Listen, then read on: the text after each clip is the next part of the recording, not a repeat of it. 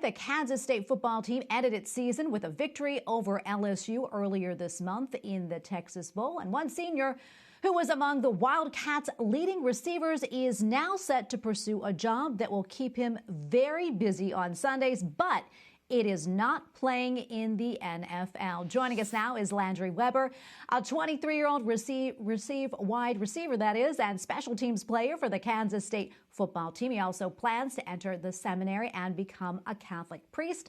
Landry, welcome. So great to see you. First off, congratulations on that win over LSU, and congratulations on your vocation.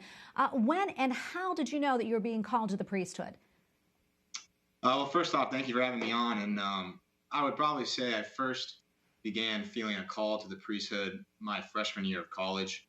A couple, I guess you could call, signs happened my freshman year of college that kind of got me thinking about it, and I reached out to the priests at my college Catholic church, and he gave me some material. I started searching from there, went on some discernment retreats, and within about a year after beginning my search, I came to the conclusion that this is probably something that I'm being called to. That was probably my sophomore year of college, and I decided, right or wrong, that I wanted to finish out my football career first, and so I did that, played football for another 3 years, and then now I'm here today. Well, that is amazing. What was the reaction of your teammates and even some of the fans at your school when they found out that you wanted to become a priest? I would say I've received a lot of support, whether it's from friends or family, close guys on the team when they first heard about it. Definitely some people that were surprised when I told them about it, but supported of me. And it definitely support from the fans within this last week as it kind of became public, just a lot of support. That's wonderful. You mentioned your family. Talk about their reaction to your news. My family, I would say, is very open to whatever we want to do with our lives. And my mom always says she prays that we just do what God is calling us to do. So she just prays that we have a clarity in our life for what our vocation will be. So just a lot of joy and support from my family when I told them that I feel like this is potentially my vocation, and they were right behind me with that. Yeah, I'm sure they were thrilled. Can you talk to us, are there any similarities, do you think, between faith and football? I think there's a lot of similarities between the two.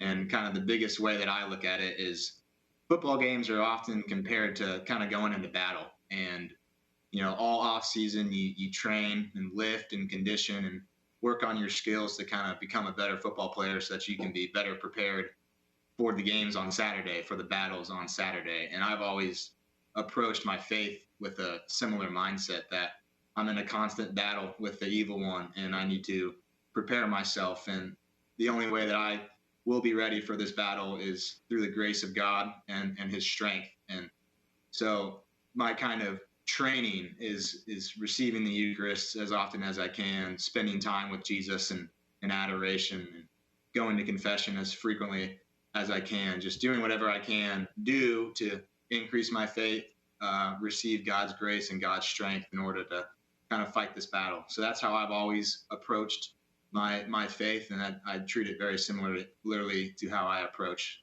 my football career. We don't have a whole lot of time left, but I'm wondering, what would you like to say to other young men who may be discerning the priesthood as yourself? I would just say that don't be afraid.